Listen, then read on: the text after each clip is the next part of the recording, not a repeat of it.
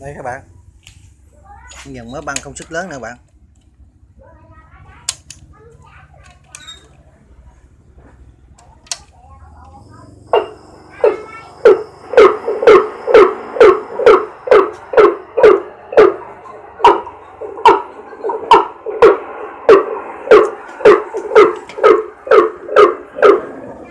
Tiếng quát các bạn, tiếng quát là thổi hiệu quả, là quát tiếng thẻ nha. Đây nè,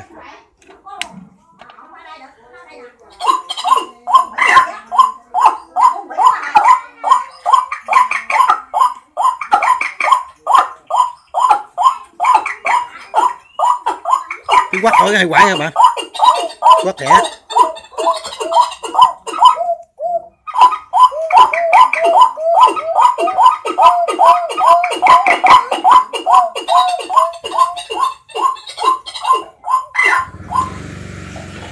Đây các bạn, mình sẽ lấy tiếng cúm núm từ trong băng này nè.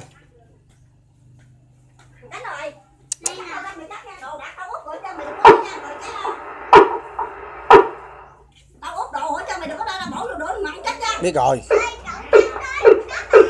Đây, mình sẽ lấy những cái cuộn băng này ra thẻ đây.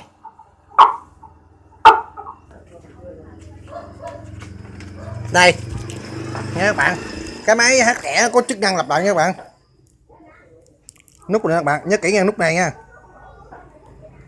cái nút hình giống hình cờ nè, nút này là nút có khả năng lặp lại nha các bạn. Để một bài hát đó 3-4 bài hay cho 10 bài gì nữa, cho một bạn mà muốn bắt tới tiếng cúm núm một tiếng chích đi, vừa tới tiếng chích đi